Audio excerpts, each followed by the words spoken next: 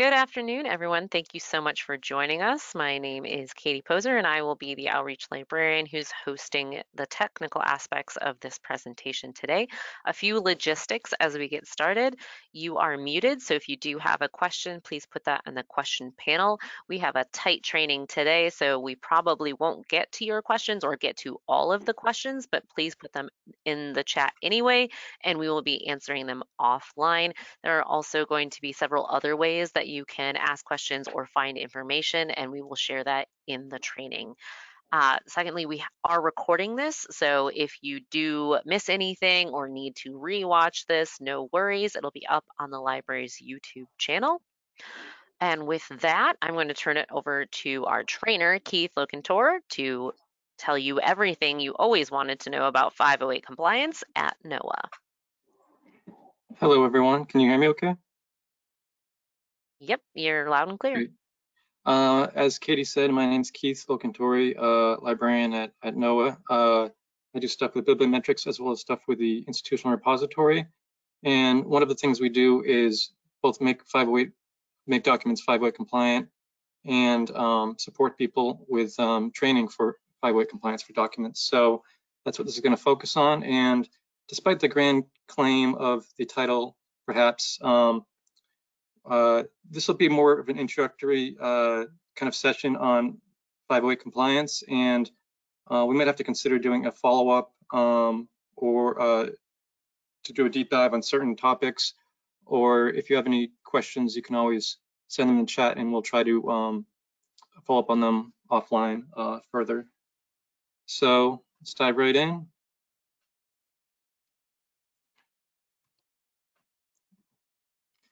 Okay, what is Section 508? What does this mean? Basically, it comes from the Rehabilitation Act of 1973, which has been updated several times. And under that act, individuals must have access to information comparable to access to the information available to others. And so for our purposes, this has to do with making PDFs available and readable to individuals with visual impairments. So screen reading software is one of the major tools that we have to think about.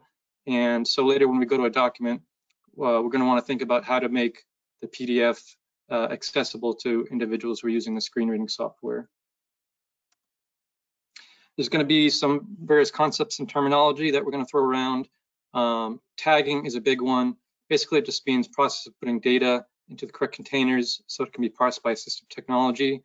And all this stuff in just a few minutes we're going to show. So just going to discuss a few of these things first, but then we're going to go right into showing what these things actually look like and how we create them and how we use them. There's a couple different major types of tags. The major ones being text, figures, and tables that we're going to be dealing with. And within text tags, there's ways to make them more specific, kind of like sub tags, paragraphs, and headings. But again, we'll get into that.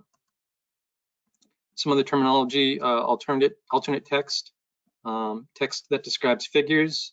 It's unseen in a document, but it is read by a screen reader, so that's something important to consider. Reading order, that's the order in which the tags that we make on the document are presented to someone using this assistive technology. And 508 compliance, do we have to do it? Yes, we do have to do it, but there's help out there, and we in the library, myself, my colleagues, Jan and Chris, we're here to help you. There's a couple different ways to get assistance. There's a NOAA IR in publishing ORCID in Section 508 office hours every Tuesday, 2 to 3:30 Eastern Standard Time. And I think Katie or Jan are going to be sharing this information with you in the chat, I believe. And if that particular time doesn't work for you, then that's fine. Just get in touch with us and we can set up a one-on-one session by appointment for another time that's more convenient. There's some other resources. There's a NOAA Central Library YouTube channel that has some various instructional videos. There's the NOAA Library Section 508 LibGuide, which offers a good little tutorial, which will cover some of the things that we're going to be talking about here. And so what type of NOAA documents must be 508 compliant? Pretty much all the NOAA documents that are going to be deposited in the institutional repository must be made 508 compliant. There are some leeway that can be given to older documents, but any newer documents must be made fully 508 compliant. So that's technical memoranda, technical reports, and all the other various types of NOAA documents that exist. And there's a number of different specific types of documents, but they all must be made 508 compliant, so they're accessible to individuals with visual impairments and other disabilities. We do offer assistance with journal manuscript remediation. So if you publish a scientific paper and you have to deposit a manuscript version of the paper, we are able to assist with that. You can submit the manuscript to the library, and we can make that manuscript fully 508 compliant for you and deposit it in the repository. So if you have any further questions about that, again, reach out to us. But again, for NOAA documents, we do ask that the submitters make them 508 compliant at the time of submission. And if they're not, it's not a big deal. We're always going to check the submissions for 508 compliance. And if there's anything that we see that, a red flag that comes up, something needs to be addressed, it's not a big deal. We'll just get back to you, give you specific feedback about what needs to be done. And if you need any assistance, again, we're more than happy to help you address those issues that need to be addressed to make the PDF fully 508 compliant. So not a problem at all. And so there's a term that we use, the big five, when we're talking about 508 compliance here at the NOAA Library. So there's a lot of things that can be done to address issues in a document to make it more accessible to individuals using a screen reader and with disabilities, but we don't necessarily look for all of those things. There can be a lot of nice things you can do to make it more accessible, more navigable, but we're only looking for 5 specific things to be there. One thing is in the document property section of the document, which we'll show you in just a moment. Another thing is for documents of 20 pages or more, we do ask that there are bookmarks in the document, so it'll be more easily navigable by person using assistive technology. And again, we already used the term tagging. I'll show you that in just a moment what that looks like, but the document will want to be tagged, all the different elements within the document, and then those tags placed in a logical reading order. And then the last one, once you create the tags, they're in a logical reading order. You're going to want to ensure that there's alternate text for any figures. So that's anything that can't be read by a screen reader. There needs to be text there explaining what that figure represents. Okay, so that's enough telling. Let's show the PDF and start diving right into what this actually looks like. So I'm just going to open up a PDF here, and there's a number of different ways to make documents 508 compliant. I have Adobe Acrobat here, which is what I and we at the library here use for making documents 508 compliant. So there are other ways to do it. Some people do it in Word and then convert the file to a PDF, and that's fine if that's what you're comfortable with, but there are some caveats to that. Occasionally, when a document is made 508 compliant within other forms like Word, and then it's converted, there's sometimes issues with that conversion where certain components are lost. So personally, I would, and we here at the library would recommend doing it in Adobe, so you don't have to worry about those issues, things being lost in that conversion process. But again, there are options, but we're just going to show you the way that we do it here in Adobe. I think it's the easiest way. And Keith, can you make your a document here full screen so we can see even better?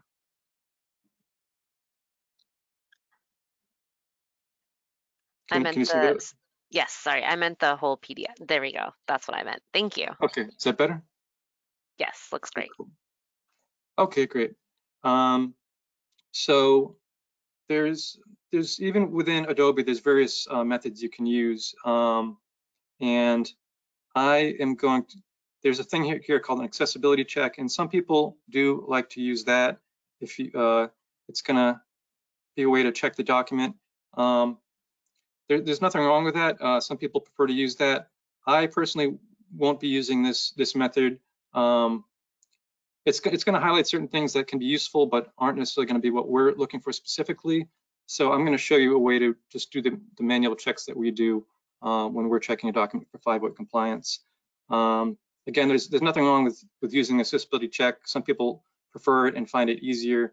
I personally prefer to do it by the method I'm going to show you because this is how we check documents when we're checking them for 5-weight compliance in the library.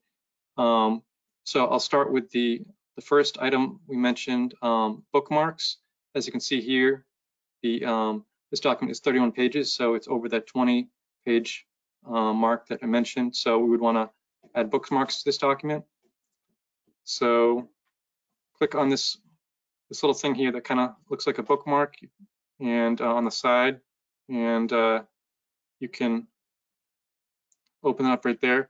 And before I dive into that, there's this accessibility tab here on the right, and it can be added to your Adobe Acrobat by going to More Tools, and then you can add that to your tools here, and it'll have this icon here. And so I would recommend doing that if you haven't already done that in your Adobe Acrobat, so you can have all these tools at your disposal. Okay, so we'll go over to the bookmark. I'm going to click on that, and you can see this little bookmark with a check mark there. So there are several ways to add bookmarks. Personally, this is the way that I found is the easiest. You just go to this document here, highlight the text, you go back over to this bookmark plus where it says add new bookmark, click on that, and that's going to just bring that text right over, and it's going to link that text to this spot where you've added that bookmark in the text. And go to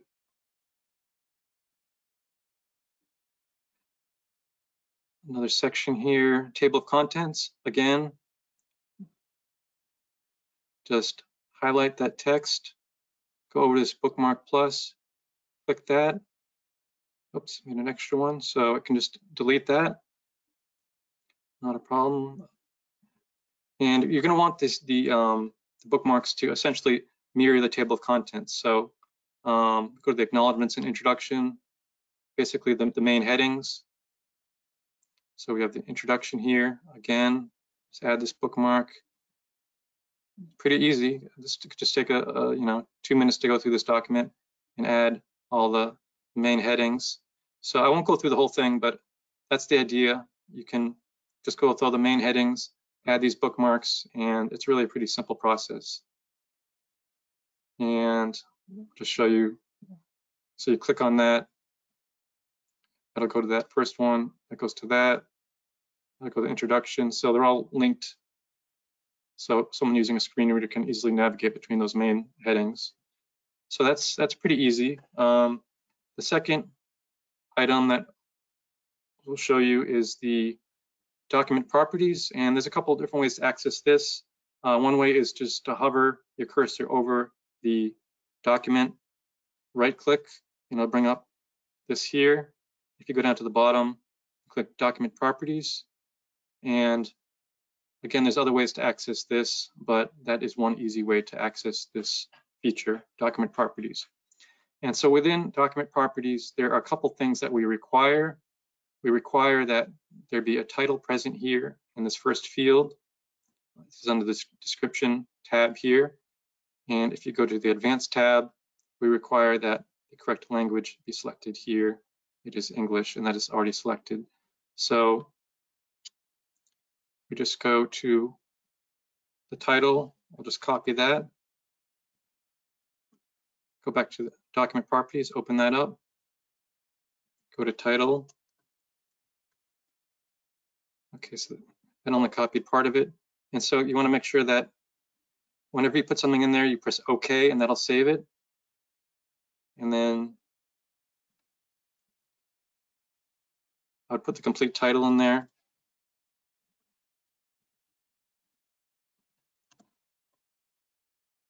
All right, so I just finished putting that title in there, but yeah, that's the idea there. And again, you would want to press OK, and that would save the changes there. And there's also fields for author, subject, and keywords. And this can be very useful. Again, we're not going to require it. We're not going to not accept the document if those fields aren't there, but we do encourage people, it can be very useful to have the correct author information in there. And again, that's the author of the document. Sometimes we'll see information there about like the person that edited it or did 5.0 compliance, and that's not what we want there. We want the author of the document, and you can have information about keywords and subject there. So again, not required, but can be very useful. So the title and the language is what we're looking for there in order to accept the document into the repository. So I'm going to close that out. That's document properties.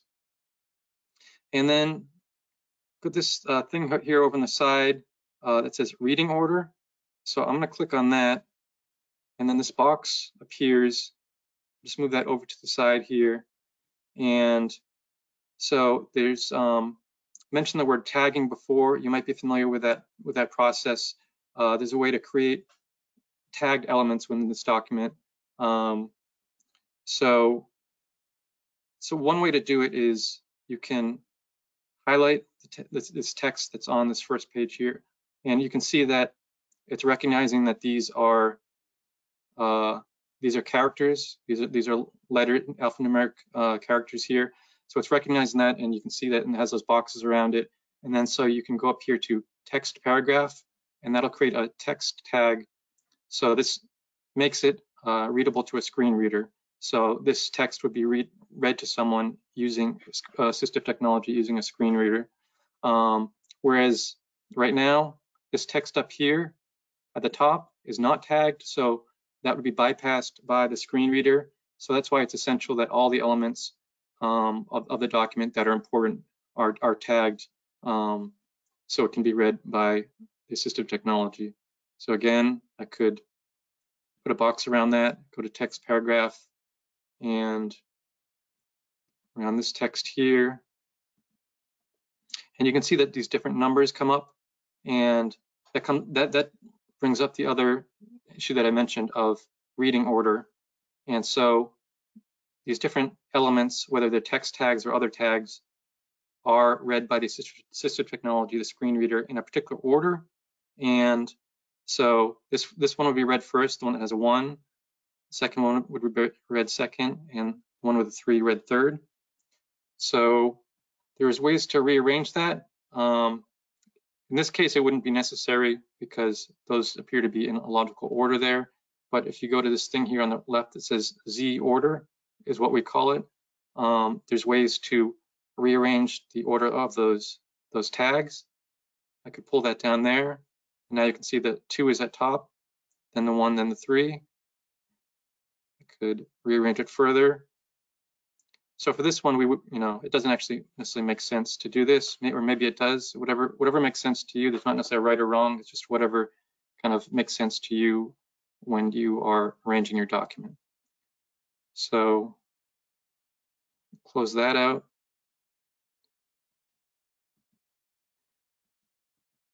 And again, you can manually also create tags for figures. This is a figure. It's a map. So if I put a box around that, it just creates one single box around it. So it won't actually be read by the screen reader. So that's why we're going to have to, in the next step, add alternate text. But I can go here, I can press figure, and this will create, label this element as a figure. And there it says no alternate text exists. So that'll be another element that we're going to add momentarily. And again, I can go to this, and I can put a box around that, press text, and that creates a text tag. And you can do the same thing with tables. You can manually create the table, put it around there, and then you can go to the table field, click that, and it will label it as a table. And the important reason you do that is because a table is going to be read by the assistive technology differently than a text tag would be. It knows to, this is a table, so it's going to want to approach reading it in a specific way. So that's really important. All tables have to be marked as tables, and again, figures have to be marked as figures, so you can add the alternate text. But I could go through this whole document manually adding tags, but I'm not going to do that because there's also this feature here that says auto tag. So I'm going to click auto tag the document. Yes, I would like to retag the document. This can be a really useful tool, but it's important. You shouldn't just rely on auto tagging your document without going through and checking it, because sometimes it does a fantastic job of tagging the document on the first pass, and sometimes it just really doesn't, and it's not always clear why. Sometimes it'll do a great job tagging document, other times it doesn't. But going through this appears to have tagged the document well using the auto tag. Text has been tagged as text. The figure here tagged as a figure.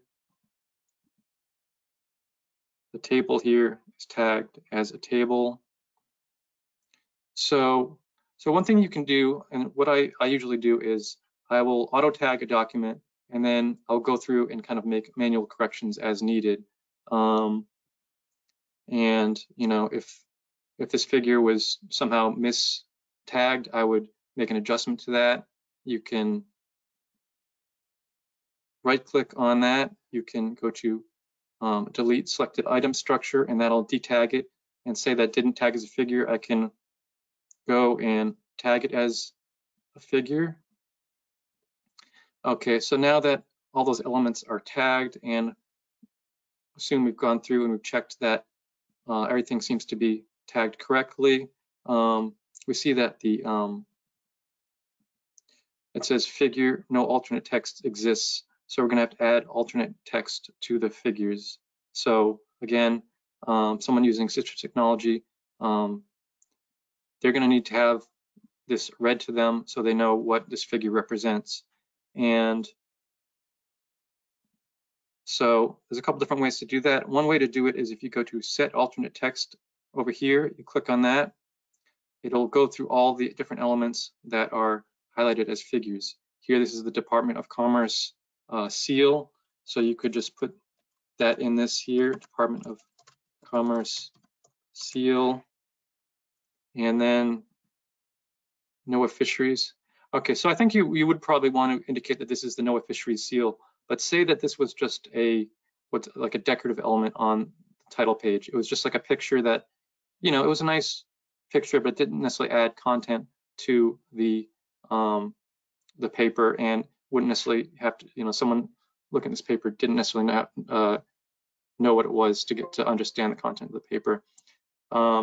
You could select a decorative figure and it would bypass that and wouldn't be read by the screen reader. And so that's another option there. But for this one, it's really important that this is highlighted. So there's a couple options here. You could, because this has pretty robust text under it, either you could just indicate that it's figure 1, or you could highlight this text and add that to the appropriate image. So you could copy and paste that in there. But again, and then make sure to save and close. To some extent, that is up to the person creating the document.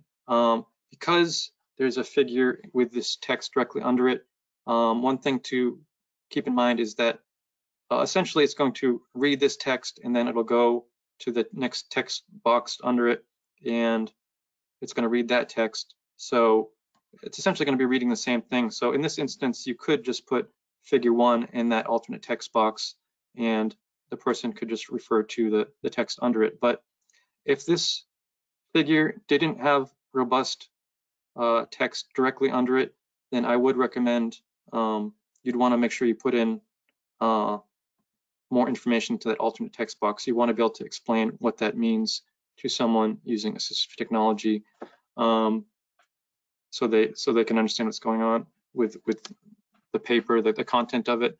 And that's also can be important why the person that adds the alternate text, it's often a good idea for them to have an understanding of what this represents. So if there's no information under the figure, you want to be able to give a good indication of someone using assistive technology what that figure represents. And without this text under it, I wouldn't be able to give a good description of what that represents beyond being an elevation map. So that can be really important to consider. Keith, I'm going to give you a 4-minute warning. Okay, great. So I think we've gone through the different elements that we've mentioned. We've done bookmarks. We've done the document properties. We've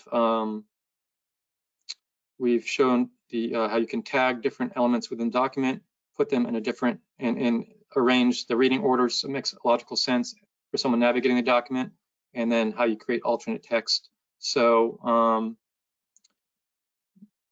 there's definitely a deeper dive we could do with some wrinkles that come up, but I will just leave it there for now. And if there's questions, and there's not a lot of time for questions, but in case there are questions that have come up that we want to quickly address before concluding.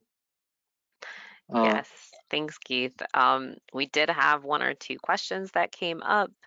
One thing was, will this be recorded? Yes, this will be recorded. If anyone stepped into this seminar a little late, it will be recorded and it will be available via our YouTube channel after this. So there seems to be a question about where to find bookmarks when you have maybe different versions of Adobe. Which version are you using, Keith? Do you know?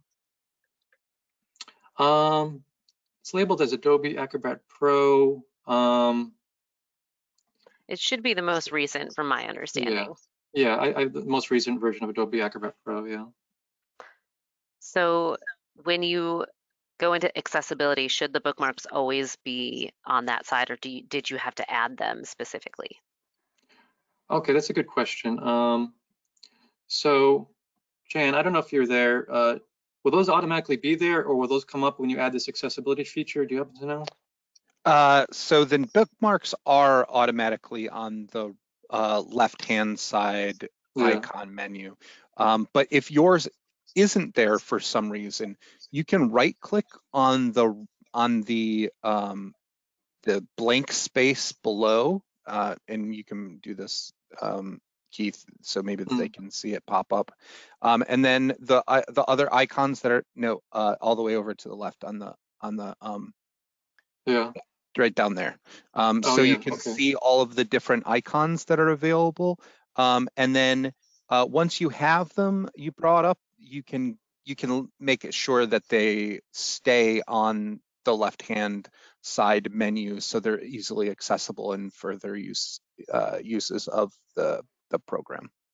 Yeah, so that's a great idea. Yeah, so you just go down here, you right-click, and these come up, and so these are different elements that you can add to have handy and available. So yeah, thanks for that, Jen. That's great to know. Okay, everybody, we've got about a minute now. I see that Jan answered a question in the chat about the difference between figure and figure caption, and I'll just read that real quick. Figure caption is a tag that can be used to tag captions of figures. It will usually be like a child of the figure tag, and for our purposes, we don't require that you use the figure caption tag. We will typically tag figures as text and consider that to be good enough, as the alt text will usually reference the caption or figure label. Last question. Keith, is it recommended to auto tag first or to go through and tag the document first? I mean, I would recommend just auto tagging first. There's not a right or wrong to any of this stuff, really, as far as there's lots of different approaches you can take. I'll often auto tag a document, and I'll go through, I'll see like what looks good, what doesn't. Sometimes you auto tag it and it essentially does perfect and there's very little you need to change. Sometimes you auto tag the document and there's quite a bit of adjustment you need to do manually. And so that's frequently what I'll do. I'll auto tag the document, look to see how good a job it did or how poorly a job it did. And for whatever reason, sometimes things aren't tagged very well and you need to go through and make a lot of manual adjustments. You know, and that's okay. Again, you can, like, just quickly bring this up. You can clear a page structure by pressing this, and say it didn't do a good job. You can just clear the structure and just kind of do it manually if need be, if it didn't do a good job of tagging. And again, you can, you know, you can also highlight a certain element and clear a particular element. You know, rearrange it as necessary. Tag different elements differently than was tagged from auto tag. So I wouldn't manually tag it, and then if you manually tag things and then press auto tag, it's going to redo all the work you did. So I wouldn't do that. Good and to then know, again, Keith. yeah. Just to jump in, I'd say that this highlights the importance of saving often.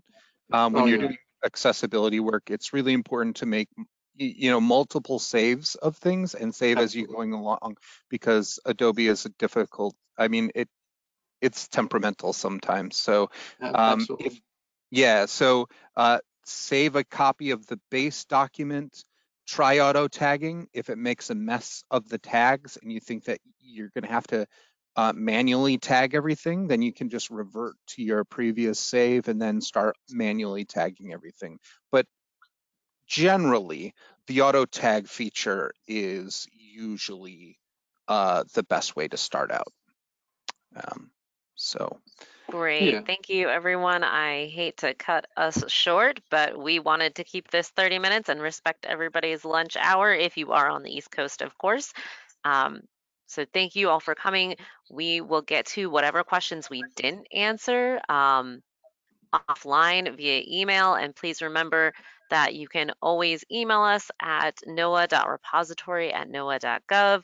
We have a bunch of Section 508 2-minute videos on our YouTube channel, and you can always hop into the library's office hours by going to our Google Meets that happen 2 to 3:30 on Tuesdays. I put that link in the chat for everyone to see.